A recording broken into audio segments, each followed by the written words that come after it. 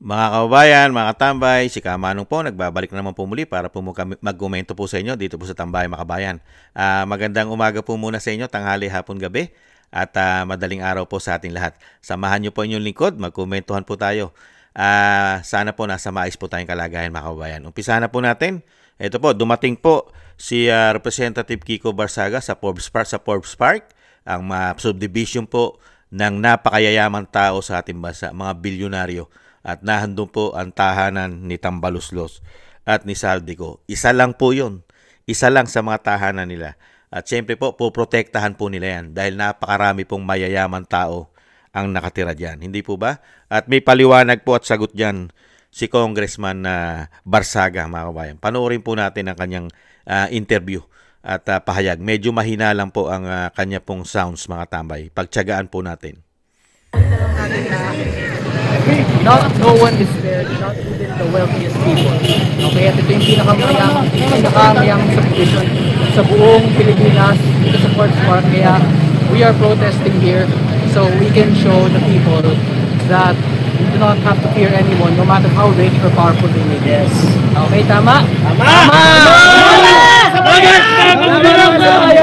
Mga magdanakaw na politiko dyan! Lumabas na kayo! Sa loob niyan sa Forbes Park, there are hundreds of billions of stolen funds that we can take back and insert back protection na magnanakaw! Okay? So, this is also a call for justice.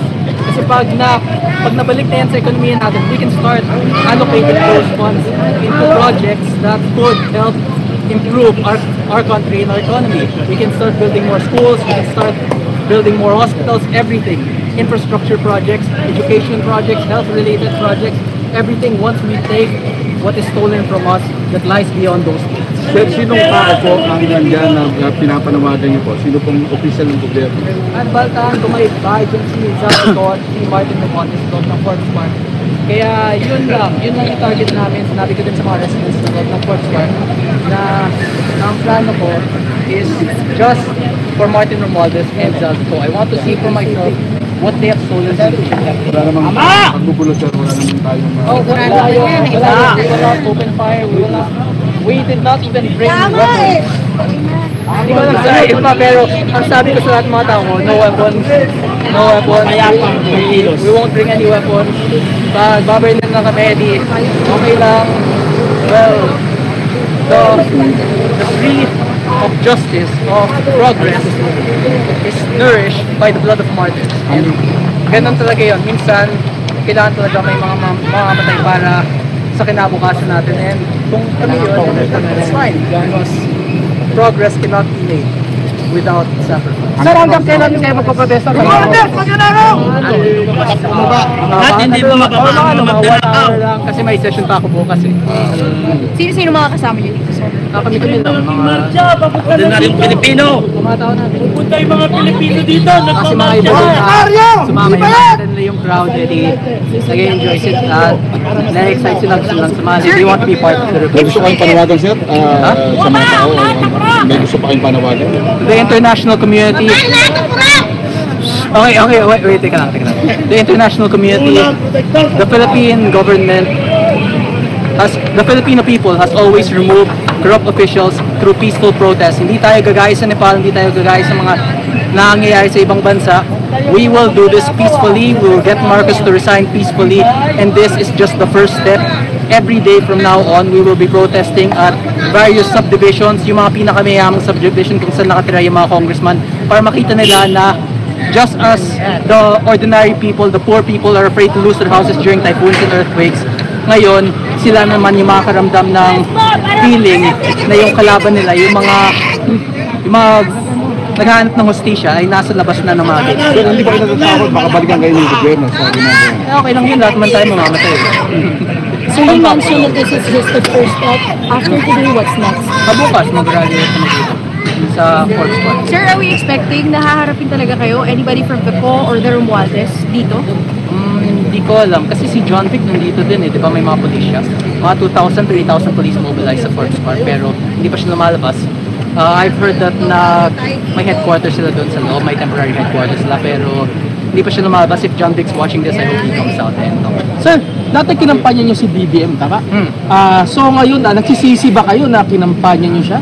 Hindi naman, kasi yung pag kinumpara mo yung mga speech ni BBM noong 2022 at noong 2025, then they're very different people. Kasi pag nakita mo yung mga pinagsasabi ni BBM ngayon, it's very chaotic, very unsure. Pero noong 2022, at that time, no one could have blamed anyone for believing in him because he actually had a vision of unity and a vision of hope for our future. Now, sobrang dami nang nawala ng tiwala sa kanya, and I think it's time for him to resign. Sa tingin niyo, sir, bakit nagkaganito yung pamumuno? Hindi natin alam. Maybe he just prioritized his own interests and his own family's interests over the interests of the people. Maybe he was a good person back then, pero masyado siyang natakot na baka mapatalsik siya ulit. So he tried to collect all the resources for himself so that he will always have power. Hindi natin alam. I can't speak for BBM or BBM's behalf, but for Marcos, I just hope he starts to understand what the people feel about it. Sir, thank you. Thank you, sir. Thank you. Thank you. Thank Sir, you. another one from you. You're a government official, Yes. and apparently you're protesting against the highest executive. Have you given a heads up to other government officials regarding your protest today? Well, firstly, I'm not the only government official that is protesting. There are plenty of other protesters from different sides of the government. From the Senate, we have people who joined the Philippine Peso March, and from Congress as well. So we have different methods, but at the end of the day, what we want is to just get the money of the people back and to imprison those who have Power, I mean yung force ng other government officials or namumukong samahan or grupo against the highest executive po na nagpo-protesta. well, it grows every day. We are growing, and that's what's important.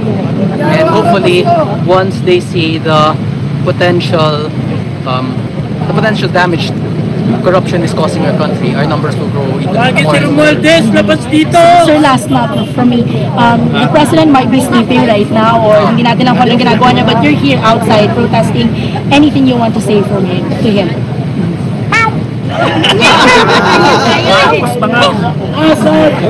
Any words, sir, any words? Meow, start listening to the people, or maybe you won't have the opportunity anymore if it's too late. Kasi at the end of the day, you're brought to that position by the people, and once you start considering your family above the family of others, then the people will do the same. They'll start considering the interests of their own families over your family. Okay? Because the people believed in you, and there are still some who do. The question here is now, should they continue believing in you? Could you give a reason for the people to continue believing in you? Kasi we believed in you, all of us did. We all thought you would make things better, but things are not better. Our economy is collapsing, the peso is rapidly deteriorating, our stock market also crashed, and now we are facing instability in Mindanao. There's a possibility of secession again. What else? Hundreds of billions have been stolen, so investors are losing confidence in our government, and there might also be mass resignations soon in the reserves, the military, due to loss of confidence from the government. So it's all Marcos's choice. But last na, sir, bakit mo ginagawa to, sir? Bakit mo ginagawa? Why are you here? Wala ko itong magawa na eh. Bored lang, imbis na maglaro ako, mag-games na ako sa bahay or Ginagawa yung para kasama kayo sa galaw na to. at least I am doing something productive. And this is all part of my role as a public official. Kailangan talaga natin labanan ng korupsyon. And if I cannot fight from within Congress due to the lack of numbers, then here where I do have numbers is where I will fight. Sir, do you have any call to your fellow Filipino citizens regarding yung ginagawa ninyo po ngayon? Do you want them to do the same thing? Yes, of course. They are doing the same thing, and they will be doing the same thing. We'll have more. There will be more and more anger towards corruption as long as no one is being in prison, no money is being returned to our government. Yung kay Ping Lacson, di ba yung sabi niya? Ang meriton. We do not want to pay Ping. We want the trillion stolen back.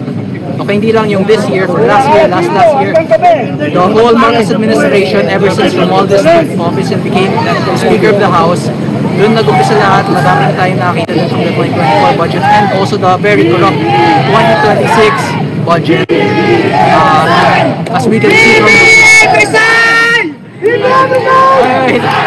As we can see from the recent debates, I personally interpret the PCO budget. Nakita natin 2.6 billion sa nagagawin niya. And then, well, please. Wala kami tiwala sa inyo! As we've also seen, the minority is also against the budget plan. There are plenty of congressmen that are starting to become advocates as to the corruption of the 2026 budget. So yun, pag kinaya manakaon ulit tayo, then will be in the same place next year. That's what I don't want to happen. That's why gusto ko next year, nandun ako nasa bahay lang, maglalaro lang, or papahinga lang, nag-update sa mga epochs. I just want to have a happy life, and I prefer not to be protesting next year again. So hopefully the administration starts fixing it, because for the past few months, they have not seen any improvement. If anything, things got worse. Thank you, sir. Thank you very much. Salamat po. Okay. Thank you, sir. Sir, yung sinabi niyo mo. Yan pa mga tambay. Nakita po natin, mga tambay. Nakita nyo po yung media. Para po ang media natin, parang wala po sila nakikitang korupsyon sa ating bansa. At parang ang ginagawa po pagtatanong kay Congressman Barsaga, para po bang yung ginagawa niya ay parang illegal pa ang dating dahil ang pamahalaan ay parang sa tingin po ng mga mainstream media na nagtatanong, maayos naman ang bansa natin. Pinaliwanag nga po ni Congressman Kiko Barsaga, yung grabe, magmula nung pumasok sila, yung korupsyon ay grabe. Lalo nung maging speaker pa, si Tambaluslos, at kasama sila Saldico. Hindi po ba? At grabe rin po ang binagsak ng ekonomiya natin. Bagsak po lahat eh. Di ba? Pati nga ang ating Philippine stock market, bagsak. Ang laki ng nawala. At walang pumapasok na investor. At grabe po din ang utang natin. Kasi pati ang World Bank, ano po sinasabi ng World Bank? Mahina at bagsak ang ekonomiya ng Pilipinas. At ito'y tatagal pa dahil sa nangyayari. Unang-una, ngayon, pumutok ang korupsyon. Hindi po ba? Pero, diyan ka magtataka mga kabayan. Wala pong mga malalaking katulad po ng simbahan. Wala pong talaga silang ginagawang malalaking pagkilos para po kundinahin katulad po ng ginagawa ni Representative Barsaga. Nakita nyo po ba ang simbahan ngayon kung mag-rally? Iba po ang layunin nila. Mga kabayan, hindi po katulad ng mga nakaraan panahon ni Erap at panahon ng tatay ng problema po na nagbigay sa atin ngayon. Yung tatay ni BBM, di ba? Nakita nyo pagbabago? Kaya nga, dyan mo makikita bakit nagkakaganyan ang ating bansa. Bakit mas gusto pa nila ang bansa ngayon ay magnanakaw ang nanunungkulan. Magmula, lalong-lalo po ang House of Representatives at ang Senado. Mas katanggap-tanggap pa ngayon sa mga Pilipino na magnanakaw at ninanakawan ang ating bansa. Okay lang po ngayon, pati sa media, sa malalaking mainstream media, okay lang sa kanila. Ang mga maglilingkod sa ating bansa ay puro magnanakaw na. At ang pera ng bayan ay napupunta lang sa mga politiko. Okay lang sa kanila. Napupunta lang sa mga korap na mga empleyado katulad ng DPWH. Kaya nga yung sinasabi ni Kiko Barsaga, mas gusto niya kung siya nga ay una-una kung hindi siya lingkod bayan, baka maglaro na nga lang siya ron sa bahay niya. Kaya lang isang trabaho niya yun Dahil naging representative siya, kailangan niya pangalagaan ang pera ng taong bayan at kailangan niya kundinahin ang mga korap na politiko. Hindi po ba? Kaya ang layunin po ni Congressman Barsaga, Representative Barsaga, maibalik ang pera na ninakaw nila. Ayon po sa kanya ay kailangan maibalik ang mga perang pinagnanakaw ng mga politiko. At ito'y malaking tulong sa mga darating na panahon, lalo-lalo na sa mga programa ng gobyerno. Paano po mangyayari yan? Excuse me po. Paano po maibabalik yan? Hindi po basta-basta nila maibabalik yan. Kung ang nanunungkulan po sa ating bansa ay sila pa rin. At ito pong si BBM, never. Kasi lahat po sila, di po ba alam naman natin lahat sila ay sabwatan dyan, mga kabayan. At dito po, ipinaliwanag po ni Congressman Kiko Barsaga, mga kabayan, ito po ay umpisa pa lang. Aaraw-arawin po nila ito. Kakalampagin po nila lahat halos ng subdivision na meron pong nakatirang mayayamang mga politikong korap. At ipinakikita po nila ito sa international community at sa buong mundo. Gusto po ipakita na talagang pinupuntahan po ng taong bayan, lalong-lalo po ng mahihirap, at kinukundi na po ang mga politikong mayayaman na nagpapasasa ng kayamanan o nagpapasasa ng pera ng taong bayan at nakatira at buhay marangya at buhay hari sa mga mayayamang subdivision. Samantalang ang taong bayan ay naghihirap, patuloy na naghihirap sa ginagawa nilang pagnanakaw sa pera ng taong bayan, mga kababayan. Ipagpatuloy po natin, panoorin po natin ulit si Kiko Barsaga, mga kababayan. Ang problema pag sinasabi namin, yung mga police nagre-ready na sila, so gagawin na mga surprise na bubulagayin ko. It's a surprise! Surprise! Para happy. Kasi hindi naman nila sinasabi pag magnanakaw sila ng pera. Hindi sila nagpapaalam. Meow! Kung gusto nila next time, kung gusto nila ng early announcement, sabihin mo nila na magnanakaw sila at kung magkano ang nanakaw nila. Mag-announce mo sila kung magkano at kailan sila magnanakaw para may free exchange of information kami. Kasi hindi naman namin sinasabi ko, hindi naman namin kailangan sabihin kung anong oras kami protest. Pero sila, hindi nila sinasabi kung anong oras sila nagnanakaw. They're stealing anytime, so we're protesting anytime. Yun. Okay. Thank you, sir. Thank you kong mapagpasay ko Pilipino ha. Kasi kung hindi, delikado ha. Kung nasa likod mo kami kung dito. Sarado lahat ng Ibig sabihin, neutral ha. Neutral kayo. Spark. Shoutout sa mga buhaya sa Lord. kayo. Buhaya! Buhaya! Buhaya! Neutral kayo. Buhaya! Buhaya! Okay na, may questions pa kayo? Okay, good. Nabago na ako.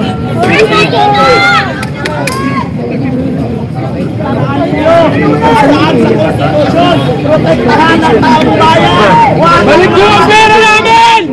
Hindi kami alis dito! Mga kasanda! Mga buhaya! Nabulol mo kami! Dumating lang, bayad! Dumating lang, bayad! Hindi na doon sa pilo mo! Ibalik ang pera! Tayo namin patinja pa. Ito yung mga magsanako!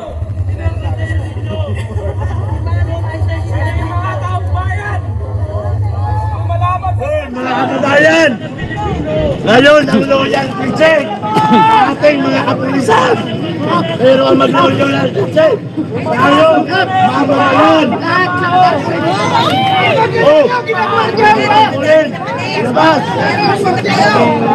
Ang pagwento gamit sa tao! Dapat na lang ang martyado! Labas nyo! Gamit sa tao! Iwan natin na dito!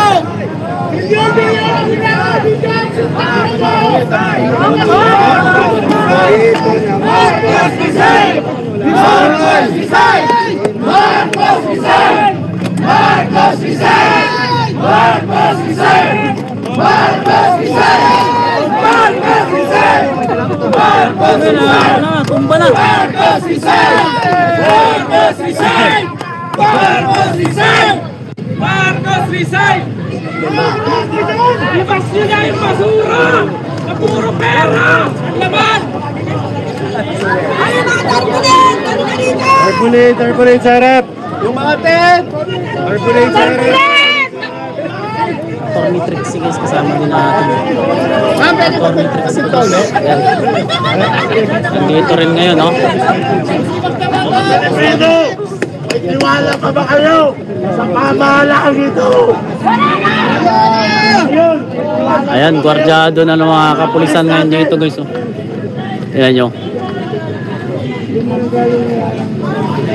Grabe, punong-puno ngayon dito. Martin Magnanakaw! Martin Magnanakaw!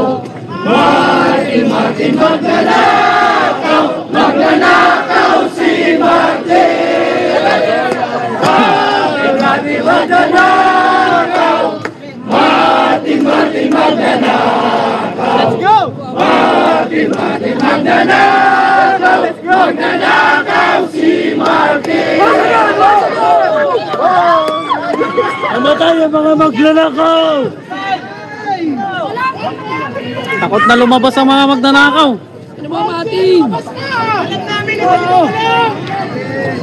Kokomar! Ay! Kapatid sa Governor Forbes, itaboy nyo yung mga magnanakaw dyan. Hindi sila nangangarapot dyan. Umekang na mo dyan na magnanakaw!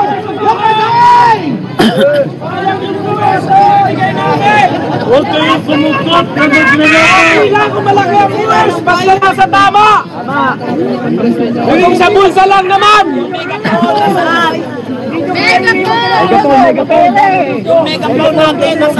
Megapon! Sana yung megapon! Yung megapon, magsasalita si Kong! Pon Mega! Huliin nyo magtinakaw ang kami! Baka tira ka sa bilis na mga mayayaman! Yan po mga tambay. Tama po yung sinabi ni Kong Bersage. Mga tambay. Bakit po nila sasabihin kung ano oras sila eksaktong pupunta? Hindi ba? Una-una, yung mga politiko po natin, hindi naman di sinasabi kung ano oras at eksakto sila magnanakaw sa pera ng taong bayan. Hindi ba? Hindi naman po nila pinaalam sa taong bayan kung paano po sila at kailan at magkano at ilan at gaano karami ang nanakawin nila sa pera ng bayan, sa pera ng nagbubuwis o taxpayer. At pati ang inuutang nila ay hindi natin alam at hindi naman sinasabi na nanakawin pala nila. Hindi po ba? Kaya po ang gagawin po halos nila ay talagang susupresahin na lang po nila halos kung ano oras po sila pupunta sa mga pupuntahan nilang venue. At ito po ang kanyang layunin ni Congressman Barsaga na ipamuka at iparating dito sa mga politiko na ito at kuligligin ng kuligligin sa mayayamang subdivision. Uulitin ko po, ay pupuntahan po nila yan para ipakita po ang mga trabaho ng tinatawag na lingkod bayan daw sila. Ang ginagawa po ay puro pagnanakaw po umano ng pera, hindi po paglilingkod. At nahandyan po sila sa mayayamang subdivision. At syempre, napakaganda pong pangyayari yun kasi mismo yung mga kapwa nila mayayaman, meron silang kasama ron. Kung hindi man magnanakaw ang manahan doon, karamihan, ay meron na silang kasama sa subdivision na nila. Sa subdivision nila, naubod ng magnanakaw sa pera pa umano ng taong bayan. Yan po ang nakakakahiya. Kaya lang, siyempre, itong mga magnanakaw na ito, wala naman pong kahiya na ito. Hindi na po marunong mahiya ito. Sa sobrang kapal na po ng mga kaliskis at balat niyan at pagmumuka, never na pong mahiya yan.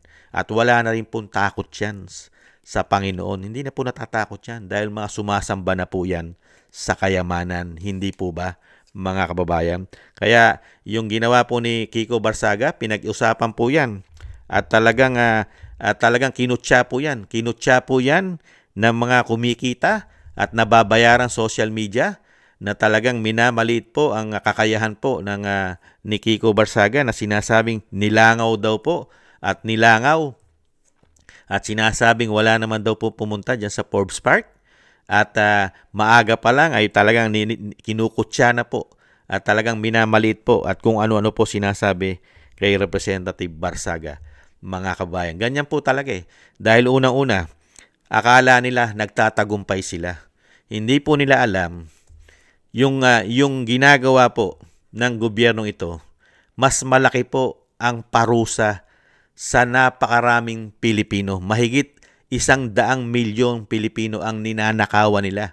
Pero itong mga tao na ito na bulag at bingi, pipi at bingi sa nangyayari po na nakawan sa ating bansa, tanggap na tanggap nila dahil nakikinabang sila ng kakarampot. Mga wala na po silang damdamin. At itong mga tao na ito, walang awa ito. Mga makasarili po ito. Wala pong kakwenta-kwenta ang mga pagkatao nito, umano. Puro sarili lang po nila at pamilya nila ang iniintindi nito. Yung paghihirap na aabuti ng Pilipino, na mahigit 100 milyong Pilipino, baliwala po sa kanila yon. Kahit po maging bagsak na bagsak ang ating ekonomiya, basta sila ay nakikinabang. Ganyan po klase ang mga tao ito, lalong-lalo yung mga naninira at sumusuporta daw sa mga magnanakaw sa ating bansa. Mga wala pong prinsipyo yan, mga walang dignidad, Mga walang pakialam po yan. Puro sa pera lang po yan, mga tambay. Pera-pera. Wala na po silang pakialam kung anong klaseng tao ang naglilingkod ngayon sa ating bansa dahil po sa pakinabang nila. Yun lang po ang nakikita natin sa mga taong ito na talagang kasama rin po sila ng mga politiko na nagpakawalang ya po dahil sa kapangyarihan at sa pera. Hindi po ba? Tingnan pa natin mga tambay ang mga kaganapan. Mahaba po ito. Tahimik muna! Ikaw po, Messi! Tahimik! Makinig ang lahat! Tahimik! Tahimik! Asan na ang korupsyon? Tahimik muna! Paano ba magkatagumpayan kung maingay tayo lahat, hindi tayo nakikinig? Nandito tayo dahil nakinig tayo sa panawagan ni Congressman Kiko Barsaga. Reminder, hindi natin kaaway itong mga kapatid nating pulis. Tama! Hindi natin sila kaaway. Tama! Kaya sila nandito, tumutupad sila sa kanilang mga tungkulin. Tama! Ang kaaway natin, 2 tao lang sa loob. Kilala nyo na yun. Kenny Galvez and Sardico! Yan lang. At si Sandro Marcos! Yes! Yes! Megapon! Megapon! Megapon! Magising kayo, gamitin ninyo ang puso at isip ninyo. Hindi! Hindi lang nila may Kahit na, gamitin ninyo ang puso at isip ninyo. Pakinggan ninyo ang hinaing ng taong bayan. Sapagkat ang apektado dito ay ang taong bayan. Kahit kayo, minsan ang inyong mga sweldo, ang inyong mga ATM ay nakasanla pa. Dahil sa mga kagagawan ng mga politiko nating magnanakaw. Kailan pa kayo magising sa katotohanan?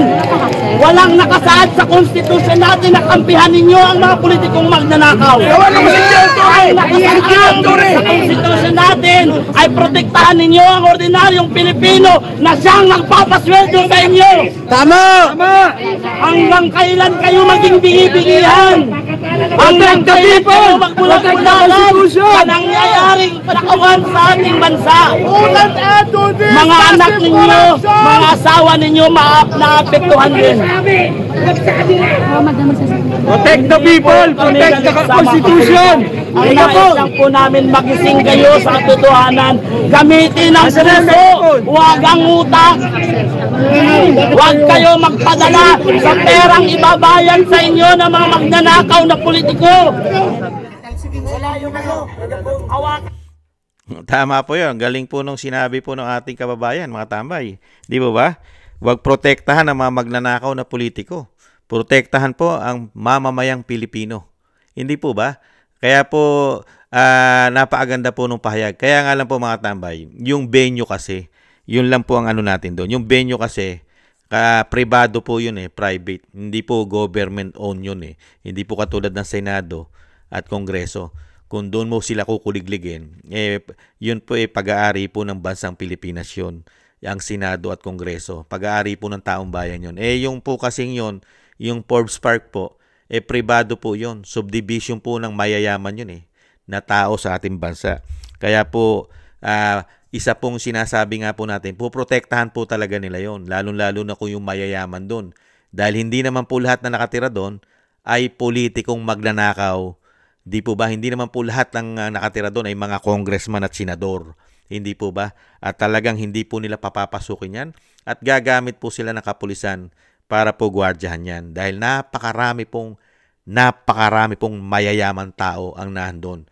At tama lang po mga tambay na kundinahin po ng kundinahin yan hanggang kahit papaano po ay makarating po yan sa buong mundo ang kahihiyan ng mga taong yan. At siyempre, pagka po na-expose po ang mga walang hiyang yan, ay sana po ay maging kahiya-hiya rin po sa mga bansa na pupuntahan yung mga tao na yan na sobrang kapal na po ng pagmumuka.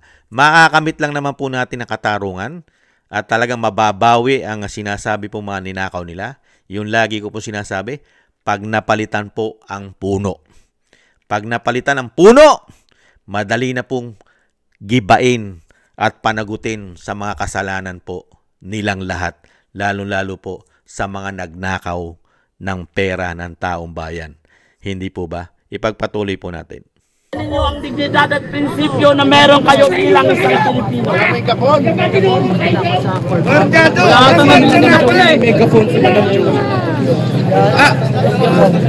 Hiram ka mo na dyan sa puliso. Hiram ka mo dyan. Thank you. Oh, huwag tayo alis rito ha. Wala ko, alis!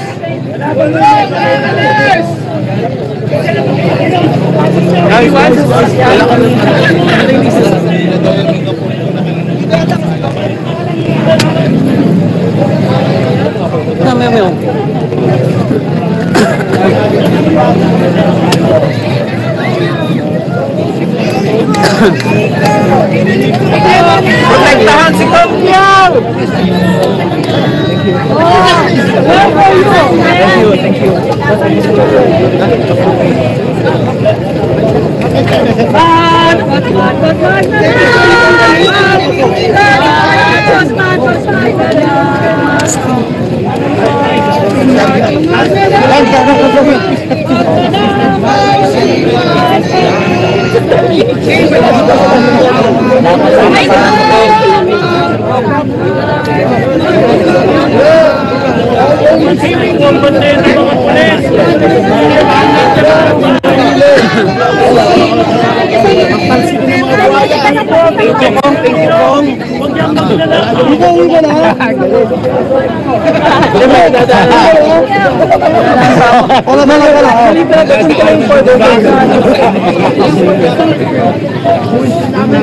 Ganun mga oras. Tasmania's Village pala ito lang nagsabi sa akin. Ganun pala. Wala pa pang nagkasaport sa Tasmania's Village pala ito kaya ganun venue. Thank you po.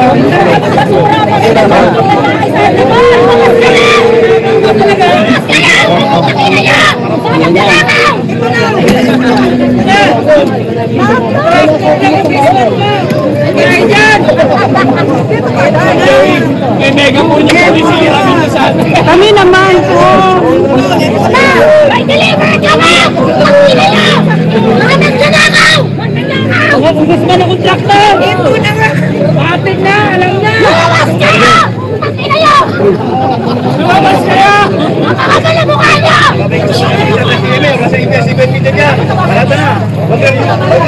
Huwag natin kaaway yung mga pulis. Dalawa yung kailangan natin. Palabasin! Palabasin! Palabasin! Palabasin! Palabasin! Palabasin! Palabasin!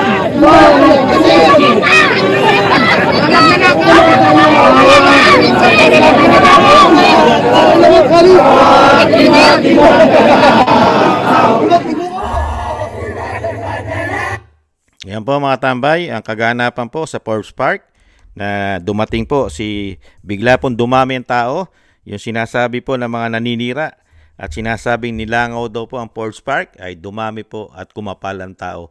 Nagdagsaan po kahit po madaling araw na. Hating gabi at madaling araw po mga kabayan. Dito po kinakalampag po ito. Kinakalampag at pinamumuka po sa mga politikong ito, lalo-lalo po kay Tamba at kay Saldico, kung gaano po sila kakurap at ang boses ng taong bayan, lalo-lalo yung matitino. Ipinakikita po na talagang sila po ay mga magnanakaw umano sa pera ng taong bayan. Mga wala na po silang dignidad na may pagmamalaki sa matitinong Pilipino, lalo-lalo po sa mga taxpayer. Hindi po ba? Matino lang po sila sa kumakampi sa kanila umano, mga mainstream media at mga bayaran po sa social media. Dahil pinatunayan po yan ng mga congressman, lalo-lalo po ni Congressman Marcoleta, na karamihan po ay bayad. Bayad po ang kanilang mga prinsipyo sa social media dahil hindi po nila nakikita ang problema ng bansa dahil nga po sa pera, mga kababayan. Kaya dito po, ito ang layunin ni Representative Barsaga. Gisingin po ang mga magnanakaw at kundinahin ang mga magnanakaw ng mga politiko. Lalo-lalo po ang mga kasamahan niya sa House of Representatives at mga senador, yung mga kabayan sa Kongreso. Yan po ang kanya palang layunin. Kalampagin ang mga politiko na mga magnanakaw sa ating bansa. At meron pa po tayo na ibang, yung iba po, katulad po nila Manong Chavit at mga sila Ka Eric, yan naman po, sila naman po ang kumikilos, sila Manong Chavit at sila Ka Eric at ang mga grupo po ng Maisug, yan naman po ang kumukundina, mga tambay, dito po sa Commander-in-Chief, na meron naman pong accountability. At syempre, katulong din naman po si Congressman Barsaga dyan. At kinukundina rin naman po niya ang accountability ng Pangulo. At syempre po, lalong-lalo rin po ang anak na si Sandro Marcos, na pilit din pong pinagtatakpan nila ang issue at korupsyon ni Sandro Marcos umano sa Ilocos Norte, na napakarami pong naibigay o nabigay na project na bilyon-bilyon po na walang investigasyon po sa Ilocos Norte, mga kababayan. Kaya po isinasama po yan sa batikos o binabatikos talaga ni Kiko Barsaga, pati po si Sandro Marcos, mga kababayan. Kaya po makiisa po tayo, mga kababayan, dire-diretso lang po hanggang hindi po natin nakakamit ang tamang hustisya at siyempre pagbabago ng ating bansa, ang ating bayan. Ito po ay para po sa mga susunod na henerasyon po natin. Hindi po ito biro at hindi po ito isang palabas. Hindi po ito para ka lang nagba-vlog. Mga kabayan, hindi ito para lang sa view. Ito po ay para po sa kinabukasan ng ating bansa at kinabukasan ng ating lahi at sa mga susunod na henerasyon na sinasabi ko po. Napaka-importante po ito, mga tambay, na ang ating bansa ay hindi po tuluyang mapunta sa kawalan at mapunta sa basurahan at sa kumunoy at maging komunista ang ating bansa. Yan po ang ayaw natin mangyari, na mahawakan po tayo ng mga komunista, mga kabayan. Napakahirap po. At mga diktador. Mahirap po na ang ating bansa ay mahawakan ng mga diktador at mga swapang at ganid sa kapangyarihan at pera. Hindi po ba? At meron kang presidente na may issue pa ng pulburon. Hindi po ba? Huwag na po tayong bumalik. Isinuka na nga ng mga magulang natin. Isinuka na ng mga lolo natin ang lahi po nito. Hindi po ba? Dahil ang kanilang panunungkulan nung panahon po ng kanyang ama, hindi po ba malupit? Kaya nga tinawag na diktador. Napakarami mga ilgaten, mga ninakaw at maraming tsinugi.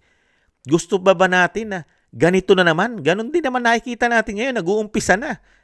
Korupsyon, napakalala. At meron pa rin pumuputok na issue na gagamit na sila pagka sila'y nagkagipitan na o sinasabing pag sila'y nagipit na ay magbababa rin daw umano yan. Ayon po sa umuugong na balita na magdideklara din daw po yan kung may katotohanan naman na katulad din ng ginawa na kanyang ama, ang martial law. Huwag naman sana, mga kabayan. Sobra na po yan. Talagang dadalhin po tayo niyan sa kawalan at sa sobrang paghihirap. Lalo tayong maghihirap at bangkarote lalo ang ating bansa sa mga tao na ito. Samantalang sila, sagana po sa lahat ng bagay. Mga kababayan, meron silang kayamanan, ginto, at kapangyarihan na tayo pa ay ginigipit ng mga walang yan, mga kababayan. Tuloy-tuloy lang po, mga tambay. Tuloy-tuloy lang. Kasi wala po tayong maaasahan sa ngayon. Lalong-lalo po sa mga general. Ang mga general po natin, lalong-lalo po sa AFP, ay may mga issue po sila ng korupsyon. Mga ghost project. Ang pumuputok po sa kanila ay hindi bababa umano sa 15 billion magmula po ng 2023 hanggang 2025. Napakalaking issue po yan, pera. Kaya po, wala po tayong nakikita sa kanila na meron po silang pagmamahal sa ating bayan at pinoprotektahan po nila ang bayan at ang mamamayang Pilipino. Hindi po ba? Kasi pagka ganito na po, na talagang ang bagsak ang ekonomiya natin at magnanakaw na po ang napakaraming porsyento ng politiko, dapat po nakikita po yan ng mga men in uniform natin para protektahan po ang bansa, protektahan ang kayamanan ng bansa. Pero never po nila nakita yan. Kaya pala, dahil pati pala sila ay sangkot din sa issue ng korupsyon ang mga men in uniform umano. Yan po, mga tambay, tuloy-tuloy lang po tayo. At syempre po, samahan po natin ang panalangin na maging matagumpay po at ang ating bansa ay hindi na po tuluyang malugmok at pagharian po ng masasamang tao, politiko, magnanakaw at mayroong pang karga-karga na pulburon ang mga tao nito, karamihan pa, dahil mga takot po hair follicle, pulburon test ang karamihan pong politiko magmula po sa Commander-in-Chief. Hindi po ba?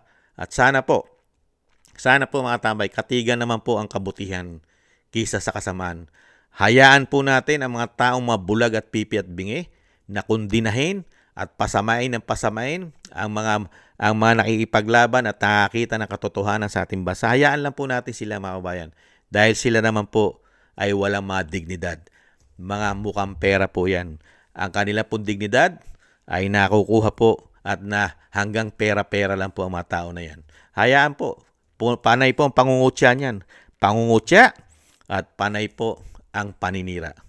Mga kabayan, darating naman po ang panahon na ang mga tao na yan, yung sinasabi nga po natin, ang pagsisisi po ay lagi naman pong nasa huli. Wala pong nagsisisi sa umpisa, lalong-lalo po ngayon.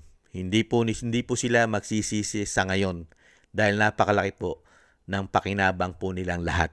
Magmula po sa taas hanggang baba ay nakikinabang po sila. Hindi po ba? At syempre, huwag po tayong pumayag na pagharian po tayo ng mga komunista.